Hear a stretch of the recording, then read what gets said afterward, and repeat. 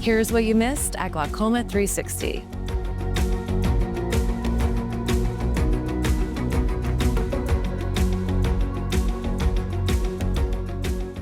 Hello, I'm Carey Powers, and we're here at the Glaucoma 360 Innovation Forum here in San Francisco, where we're exploring the most promising innovations in glaucoma research and treatment. Today, I'm joined by two leaders from Glaucoma Research Foundation who are driving a bold new initiative in glaucoma research. Tom Brunner, President and CEO of GRF, and David Chute, President and founder of I2C Ventures and founder and manager of the GRF's new Treatment Accelerator. So thank you both for taking time out of this very busy day to speak with me. Our pleasure. Thank you. So GRF has just launched a bold new initiative called the Treatment Accelerator to bridge the gap between scientific discovery and real-world treatments. So Tom, let's start with you. What inspired you to start this program? Well, I think the real inspiration was this real need to move these ideas from the laboratory to actually commercial use, to being available to patients. And that's always been the roadblock for these devices. And it was also meeting David and his need as a glaucoma patient, but even more importantly, his experience doing exactly that, moving new ideas into real practice, into availability. So the combination, it just seemed like we have to do this. So we're excited to be working together and to trying to move these new ideas into availability for patients. David, let's hear about your inspiration for the Treatment Accelerator. Desperation. I've had glaucoma for 35 years, and I know enough about the disease that I understand there is no cure for it, or historically there's been no cure. All you can do is slow down the rate at which you go blind.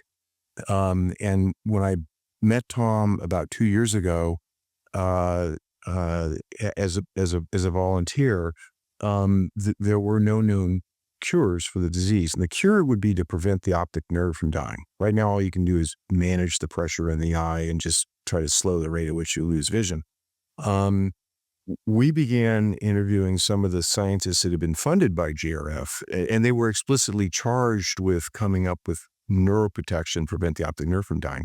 And some of them actually had solutions, very compelling solutions in the lab.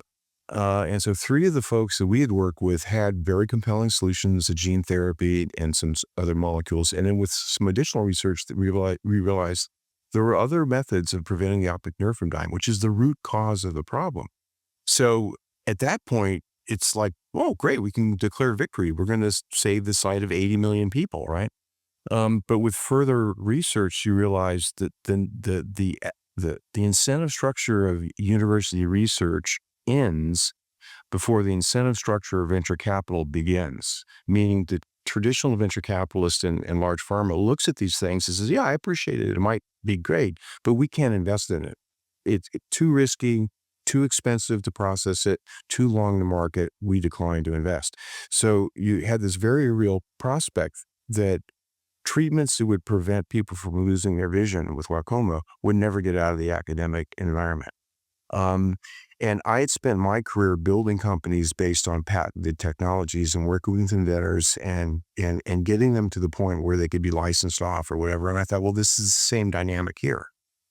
GRF has spent 48 years funding brilliant ideas through innovative research. They've never faced the execution piece of the idea because they never have had to do that. Now they have to. And so the next logical step is, well, let's come up with a way to commercialize these treatments and not fund the entire thing, but get it so it's investable by a traditional for-profit venture capitalist or early stage investor to say, okay, you've mitigated the risk, you've got a strong patent portfolio, you've got a good team, I see how this is going to work, I'll write you a check. And so we're bridging that gap between university research on one hand and the venture capital early stage community on the other. That's a really exciting evolution of GRF's charter. That's really exciting. So let's talk about what kind of projects do you envision the Treatment Accelerator funding? You want to take it? You want to take it? Well, I think it's really projects where there is already strong evidence that it works. So where people are, where it stops is after the lab and you have something that you're convinced is going to help patients. How do you move it the next step? So I think we're open to any kind of project, but it's having that early proof of principle, early demonstration that there's something really there, and then looking at the science, making sure that the science is strong, and then seeing how we can help to advance that to the stage where it's investable. Tell us about the diligence process and collaboration that you have amongst the key stakeholders at JRF to evaluate these technologies. Well, so following up on Tom's comment, uh, we want to make sure that there's incredibly strong science to make us believe that there's a high probability of efficacy and safety in human beings. And so we want the science to be good.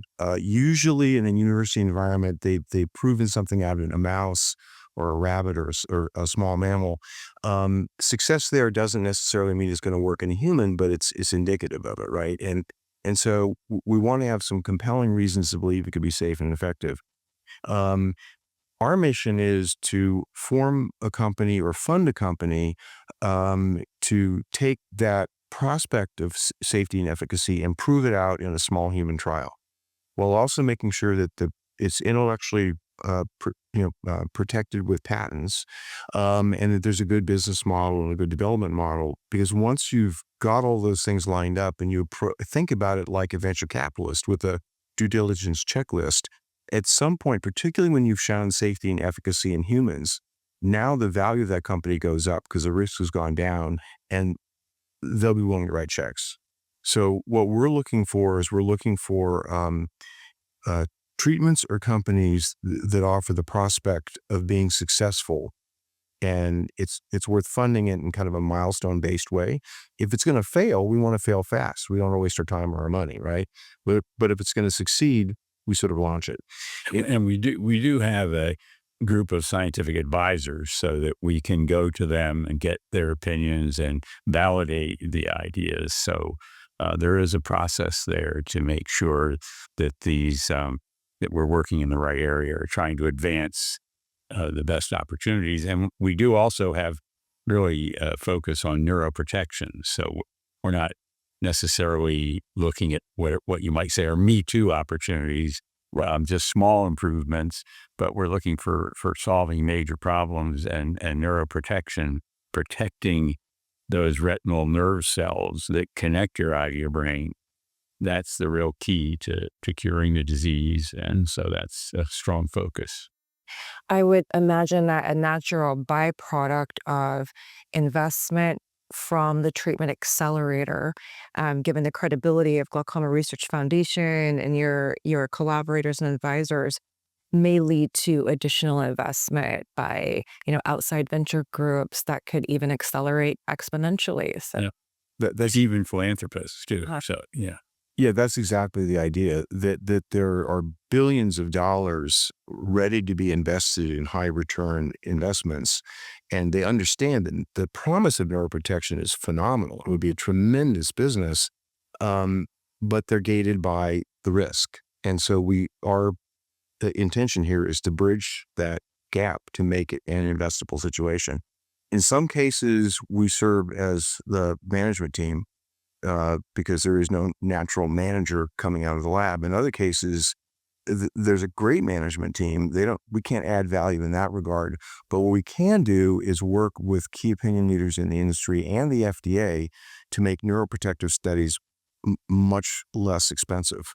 And faster. And faster.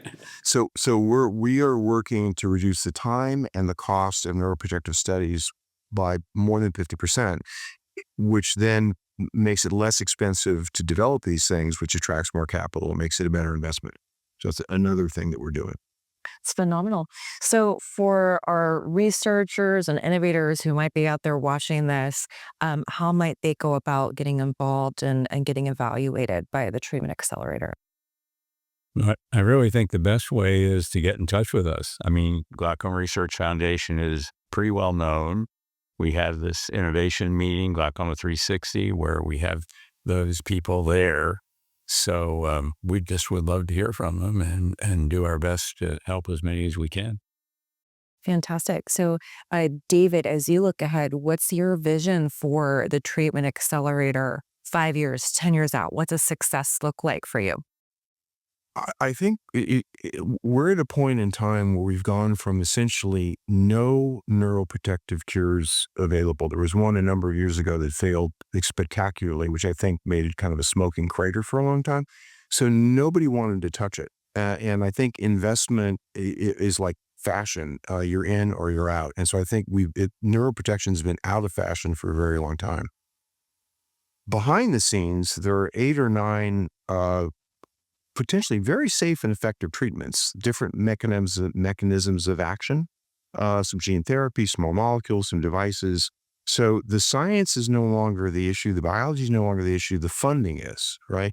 And so what I would hope would happen is we're able to raise money from philanthropic investors in a highly leveraged way, make big differences, and get some of these companies into the market and then invested in by venture capitalists and successful. So the entire category goes from being not even on the radar screen to a well-understood area of neuroprotection where everybody participates. And as some of our scientists have said, in medical areas like cancer or whatever, there's never just one solution that solves all problems. You're just adding tools to the toolkit. So if we have a number of different neuroprotective treatments that work in different ways, different patients in different categories, we give this fantastic toolkit to ophthalmologists who've historically had no way to prevent vision loss. And now we've got a bunch of ways to prevent vision loss. That's the vision.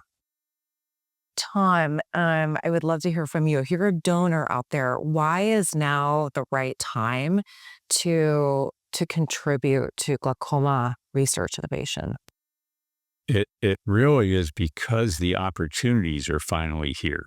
So what we actually have promising treatments, and the time is now to actually get those tested and get them FDA cleared. So it's, years ago, even 5 or 10 years ago, there wouldn't have been a place to invest really. You'd be investing in more research. But now we have the research results. And so now is the time to move those through the clinical trials, through FDA, and get them to patients. I think also I've been fortunate enough to work with very high net worth individuals who are inherently givers, and they want to reinvest their wealth into the society and have a maximal impact, right? So they want to invest behind not only great ideas, but good people, and they want to have a high probability that their philanthropic dollar results in a good thing happening. And so I think not only do we have this sort of biological opportunity because brilliant scientists have figured out how to prevent the optic nerve from dying, but we're approaching this with all the rigor of any startup. We're incredibly rigorous on who we get behind. We're incredibly rigorous on do we keep investing. And we also understand that if we don't do a good job, venture capital and corporations are not going to invest. So we have to be very serious stewards of their money. And we think in a highly leveraged way, we can get some of these treatments out of academic labs and into a stream of investment and growth and eventually into patients. And so I think it's an incredibly good use of a wealthy individual's capital, not only to solve glaucoma, but also to plug just a structural gap in medical innovation generally that will get things out of the academic lab into patients' eyes. It's an incredibly phenomenal cause. So thank you both for the amazing work that you and the whole team at Glaucoma Research Foundation is doing. Thank you. For more information on the Glaucoma Research Foundation's efforts to cure glaucoma, visit glaucoma.org.